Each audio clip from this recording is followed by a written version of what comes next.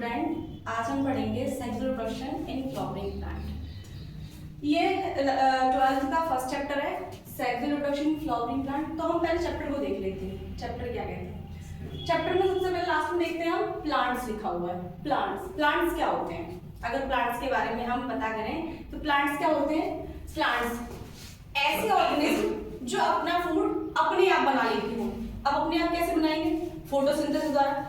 Photosynthesis एक ऐसी प्रक्रिया है जिसमें प्लांट अपने आप क्या बनाते हैं? भोजन बनाते हैं। किससे? सूर्य का प्रकाश से। सूर्य का प्रकाश लेते हैं और उसमें और CO2 लेते हैं एनवायरनमेंट से। उसके द्वारा उनके पास क्या होता है? क्लोरोफिल। उससे वो अपना भोजन बनाते हैं। ठीक है। अगर प्लांट्स की बात करें, कितने टाइप के होते हैं? सबसे प्रिमिटिव टाइप के प्लांट होते हैं थैलोफाइट। थैलोफाइट ऐसे प्लांट होते हैं जो जिनकी बॉडी जो होती है वो थैलस के नमा होती है। ठीक है। अगर हम इसका एग्जांपल देखें तो एल्गी। दूसरे प्लांट होते हैं ब्रायोफाइट। ब्रायोफाइट प्लांट ऐसे होते हैं जो जल और स्थल दोनों पे रह सकते हैं, यानी एक्वेटिक और टेरेस्ट्रियल दोनों टाइप्स के होते हैं। उनका एग्जांपल है लिवरवॉर्ट और मॉसेस। ठीक है। तीसरे टाइप के प्लांट आते हैं टाइडोफाइट। टाइडोफाइट ऐसे प्लांट होते हैं जिनमें जाइलम और फ्लोएम यानी वेस्कुलर बंडल स्टार्ट हो जाते हैं बनना। यहाँ तक जो प्लांट थे उनमें वेस्कुलर बंडल नहीं बने थे, अब यहाँ से क्या हुआ? वेस्कुलर बंडल बनना स्टार्ट हो गए। इसका एक ही एग्जांपल लिखा है मैंने, सिलेजिएगा। ठीक है। चौथे टाइप के प्लांट जो होते हैं, फोर्थ टाइप के प्लांट जो होते हैं वो होते हैं जिम्नोस्पर्म। जिम्नोस्पर्म ऐसे प्लांट होते हैं जिनमें जाइलम और फ्लोएम दोनों पूरी तरह से विकसित हो जाते हैं, यानी कि जो वेस्कुलर बंडल होता है उनका जाइलम क्या होता है? जाइलम से जल ऊपर जाता है, फ्लोएम। चौथे टाइप के प्लांट जो है वो है जिम्नोस्पर्म। जिम्नोस्पर्म ऐसे प्लांट थे जिनमें वेस्कुलर बंडल पूरी तरह से डेवलप हो चुका था, यानी जाइलम और फ्लोएम दोनों बन चुके थे पूरी तरह से। ठीक है। अगले प्लांट्स आते हैं एंजियोस्पर्म। अब साइकस गिंगो। ठीक है। अगले 5वें नंबर पे आते हैं एंजियोस्पर्म। एंजियोस्पर्म ऐसे प्लांट हैं जिनमें फ्लावरिंग स्टेज इनके पूरे लाइफ साइकिल में कम से कम एक बार आना आवश्यक थी। ठीक है। यानी एंजियोस्पर्म ऐसे प्लांट होते हैं जिनमें सेक्सुअल रिप्रोडक्शन होता है और क्या होता है? उनमें फ्लावरिंग स्टेज एक बार जीवन में आती जरूर है। ठीक है। इसके एग्जांपल हम अपने आसपास के जितने भी प्लांट है सब हमारे पास जो भी है वो सब एग्जांपल ही है इनका। नीम, बरगद, तुलसी, जितने भी आसपास आपके जो प्लांट दिखाई दे रहे हैं वो सब क्या है? हमारे एंजियोस्पर्म प्लांट है। जिम्नोस्पर्म यहाँ पर एडजस्ट नहीं कर सकते, वो एक अलग ही टाइप के एनवायरनमेंट पे रहते हैं, जैसे पहाड़ों पर, ज्यादा वर्षा वाले क्षेत्रों में। ठीक है। और एंजियोस्पर्म प्लांट जो है वो दो टाइप के होते हैं। अगर हम इनकी फ्रूट या सीड के ऊपर बात करें तो ये दो टाइप के होते हैं। एक होता है मोनोकोट, दूसरे होता है डाइकोट। मोनोकोट ऐसे प्लांट होते हैं जिनके सीड डिवाइड नहीं होते दो भागों में। जैसे अगर हम गेहूं को तोड़ें तो वो दो भागों में मतलब प्रॉपर्ली डिवाइड नहीं होगा। उसे हम पीस सकते हैं, तोड़ सकते हैं, लेकिन डिवाइड नहीं होगा पूरी तरह से। अगर हम चावल की बात करें, जितने भी हमारे अनाज होते हैं उनकी बात करें, गेहूं, चावल, बाजरा, किसी की भी बात कर लें, ये सब क्या है? मोनोकोट। अगर हमें ऐसे समझ नहीं आता बीज को तोड़कर, जैसे अगर हम बोले कि अमरूद कैसा है? डाइकोट है या मोनोकोट, क्योंकि उसके शीड तो बहुत छोटे होते हैं। तो अगर हम यहाँ पर सीड से नहीं पता कर पाते तो हम दूसरा देख सकते हैं लीफ से। जिनकी लीफ पैरेलल सिरा विन्यास वाली होती हैं, जिनके रिंग्स होते हैं वो पैरेलल विन्यासित रहते हैं, उनको बोलते हैं हम मोनोकोट। दूसरे होते हैं डाइकोट। डाइकोट में क्या होता है? उनके सीड क्या है? दो भागों में आराम से डिवाइड होते हैं। जैसे कि हमारी दालें चने, अगर चने की बात करें, चने के दोनों पीस अलग हो सकते हैं, डाइकोट है। अगर हम दाल की बात करें, किसी भी दाल को ले लो, उसके जो मेन वो होता है दाल, उसके छिलके को निकालेंगे तो उसमें उसके दो आराम से भाग हो सकते हैं। उसमें हमें तोड़ना भी नहीं पड़ेगा, काटना भी नहीं पड़ेगा। अगर हम बादाम की बात करें, बादाम के भी दो भाग हो जाते हैं। अगर हम पत्ती से, अगर हमें बीज से नहीं पता चल रहा तो हम किससे पता करेंगे? पत्ती से। पत्ती से कैसे पता करेंगे? जिसकी पत्ती जलिकावत सिरा विन्यासित हो, ऐसी हो, जाल बने हुए हो इस पत्ती में, तो उसे बोलते हैं, हम क्या बोलते हैं? डाइकोट। ठीक है। अब हम एंजियोस्पर्म के हमने क्या पता कर लिया? प्लांट्स पता कर लिए। प्लांट्स में हमने फ्लावरिंग प्लांट भी पता कर लिए। प्लांट पता चल गया हमें, फ्लावरिंग प्लांट पता चल गया। अब फ्लावरिंग प्लांट इन पांचों में से एकमात्र एंजियोस्पर्म प्लांट क्या है? फ्लावरिंग प्लांट है। फ्लावरिंग प्लांट उन्हें कहते हैं जिनके जीवन काल में कम से कम एक बार फ्लावर जरूर आते हों। ठीक है। हमें इतना पता चल गया अपने चैप्टर के बारे में, चैप्टर के नाम का हमने इतना समझ लिया। अब हमें क्या समझना है? Sexual reproduction. तो पहले हमें रिप्रोडक्शन पता चलना चाहिए। रिप्रोडक्शन क्या होता है? रिप्रोडक्शन ऐसी प्रक्रिया है जिसमें कोई भी जीव अपनी संतति उत्पन्न कर सकता है।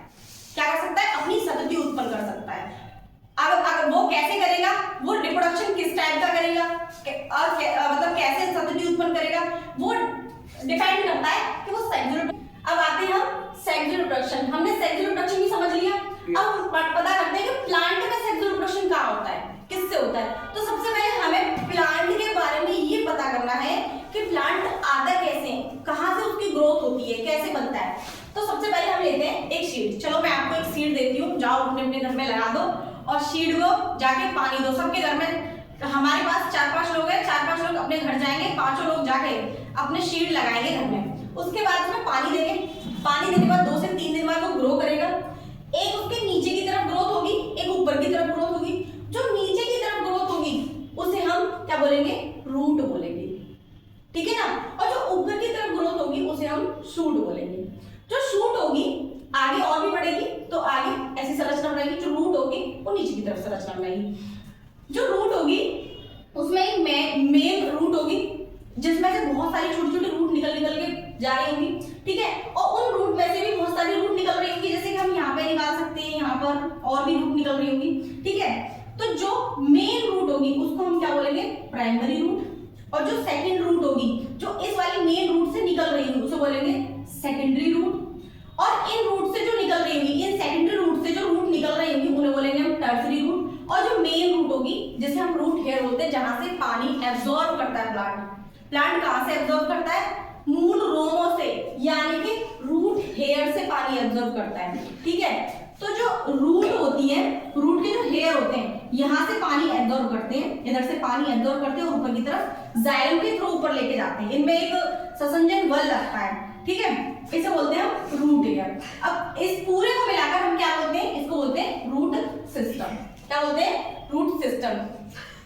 अब आगे जो रूट सिस्टम होता है, इससे ऊपर जो ग्रोथ होती है इसको हम स्टेम बोलते हैं। जो मेन एक्सिस होती है उसके ऊपर बहुत सारी लीफ निकलती हैं। इनसे ऊपर फ्लावर ऑफ बर्ड होते हैं और फ्लावर होते हैं। फ्लावर क्या है? अब हम यहाँ आते हैं, फ्लावर क्या है? फ्लावर के ऊपर आते हैं, फ्लावर क्या है? फ्लावर एक मॉडिफाइड सूट है। क्या है?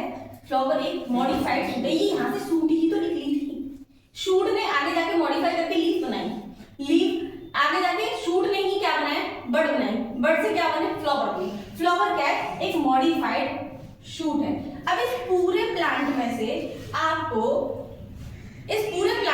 आपको सेक्सुअल पार्ट कौन सा दिखाई दे रहा है? सेक्सुअल ऑर्गन कहाँ दिखाई दे रहा है? बीज कहाँ बनते हैं? फ्लावर कहाँ बनता है? फ्रूट कहाँ बनता है? तो कहाँ बनता है? जो फ्लावर है वही आगे जाके बीज बनाता है और क्या बनाता है? फ्रूट बनाता है। और मैं फ्लावर को जब हम देखते हैं, फ्लावर ये इस प्रकार से, इसे हम स्टॉक बोल सकते हैं। इस प्रकार से स्टॉक होती है। इस स्टॉक में मैंने यहाँ लिखा है, इस स्टॉक को, जो फ्लावर की स्टॉक होती है उसे क्या बोलते हैं हम? पेडिकल बोलते हैं। क्या बोलते हैं? पेडिकल। अब इसमें एक और शब्द होता है पेडुंकल। उस शब्द को हम यहाँ समझते हैं। जहां से मेन एक्सिस से एक स्टॉक जारी होगी उसे हम पेडुंकल बोलते हैं, जिसमें से लीफ और भी लीफ निकल सकती है, बर्ड निकल सकती है, फ्लावर निकल सकते हैं। लेकिन जो फ्लावर के थैलेमस के बिल्कुल एग्जैक्ट नीचे होती है उसे हम पेडिकल बोलते हैं, ठीक है। तो ये जो पतली सी स्टॉक जा रही है इसे हम पेडिकल बोलते हैं। उसके ऊपर जो फूला हुआ ग्रीन कलर का भाग होता है उसे हम थैलेमस बोलते हैं। थैलेमस के ऊपर छोटी छोटी ग्रीन ग्रीन लीफ निकली रहती है जिन्हें हम कैलेक्स बोलते हैं। कैलेक्स के ऊपर कलरफुल लीफ होती है। कैलेक्स के ऊपर यानी अंदर की ओर कलरफुल लीफ होती है, उन्हें हम कोरोला बोलते हैं। और उनके अंदर एक फिलामेंटस और ऊपर की तरफ फूली हुई स्ट्रक्चर होती है उसे हम एंड्रोसियम बोलते हैं। इसके ही अंदर एक या अनेक क्या हो सकते हैं? गैरोसियम बोलते हैं, जिन्हें हम फीमेल रिप्रोडक्टिव ऑर्गन बोलते हैं और इन्हें हम बोलते हैं मेल रिप्रोडक्टिव ऑर्गन। जब हम फ्लावर को देखते हैं तो मैंने आपको पहले बताया था कि नीचे की तरफ जो एक डंडी टाइप की होती है, स्टॉक टाइप की होती है, उसे क्या बोलते हैं? पेडिकल। क्या बोलते हैं भाई? पेडिकल। अब इसके ऊपर फूला हुआ भाग, अभी तुम बताओ। थैलेमस। इसके ऊपर फूला हुआ भाग क्या होता है? थैलेमस। थैलेमस। और इसमें जो ग्रीन ग्रीन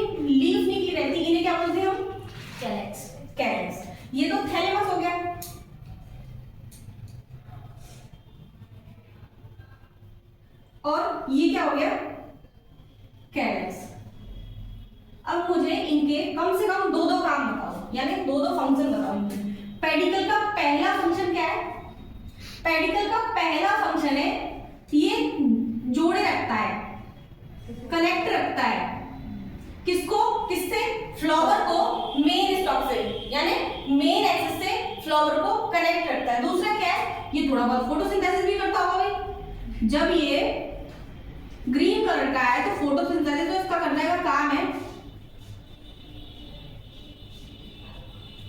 अब मुझे थैलेमस का एक दो काम बताओ कोई। पहला काम बताओ, ये फूल के सभी भागों को जोड़े रखता है। क्या करता है ये?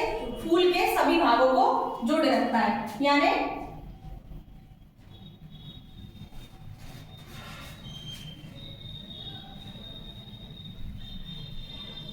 All parts of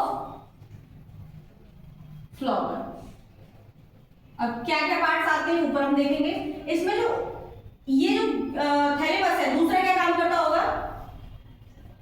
food distribution. क्या करता होगा? Food distribution. किसके साथ करता होगा फूड डिस्ट्रीब्यूशन भाई? ये नीचे से फूड जो आ रहा है उसे सभी भागों में डिस्ट्रीब्यूट करता होगा, ठीक है। और क्या है? ये फोटोसिंथेसिस भी करता होगा कुछ मात्रा में, क्योंकि ग्रीन कलर का फोटोसिंथेसिस करना इनका काम है। तो तीसरा तुम लोग ये भी लिख सकते हो कि ये फोटोसिंथेसिस करता है। अगला आता है कैलिक्स। कैलिक्स के फंक्शन देखते हैं। पहला क्या है? ये क्या करता है? प्रोटेक्ट करता है फूल को। किस टाइम पे? किस टाइम पे? जब वो कली अवस्था में होता है। क्या करता है? ये प्रोटेक्ट करता है, ये प्रोटेक्शन देता है।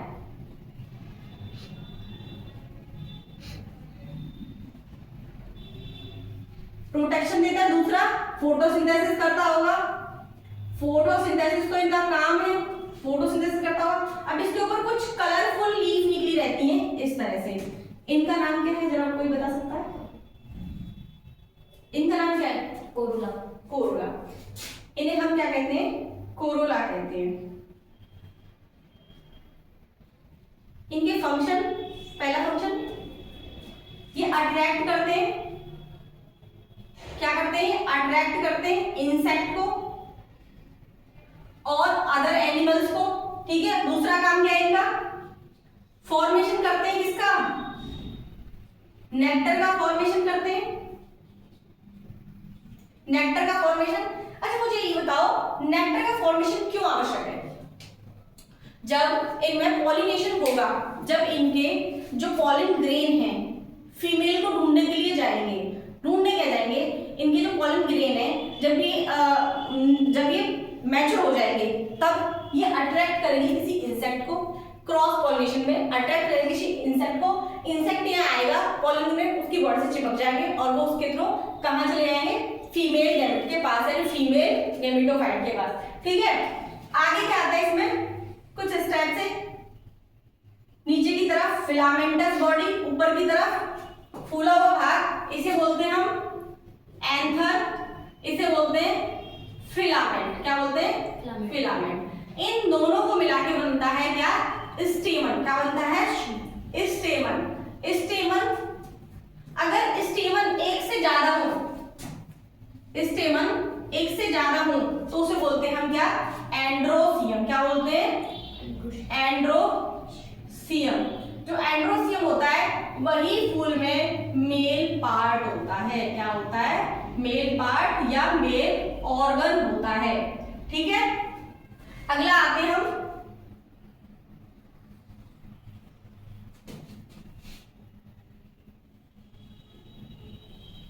इस तरह से ऊपर की तरफ चपटा हुआ भाग, उसे बोलते हैं हम क्या? स्टिग्मा। इसके बाद पतला सा भाग स्टाइल। जैसे स्टाइल, पतले लोग स्टाइल मारते हैं ना, उसी टाइप से स्टाइल, पतला स्टाइल। स्टिग्मा छत के नुमा, स्टिग्मा छत के नुमा। और नीचे की तरफ फूला हुआ भाग ओवरी। क्या है? ओवरी। इन तीनों को मिलाकर हम बोलते हैं इसे पिस्टिल। क्या बोलते हैं? पिस्टिल। और इस जब पिस्टिल एक से ज्यादा हो तो उसे बोलते हैं हम गायनोशियम। क्या बोलते हैं? गायनोशियम। अब मुझे इनके कोई कार्य बता सकता है? इसके काम हो गए तो इसके बताओ। प्रोडक्शन या फॉर्मेशन ऑफ मेल गैमेट। किसका? Male gamete. मेल गैमेट यानी कि पॉलन ग्रेन। क्या? Pollen grain. दूसरा, इधर आ जाओ, गायनोशियम। गायनोशियम का एक फंक्शन बताओ कोई।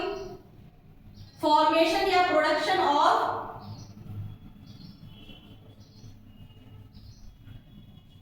Female gamete. फीमेल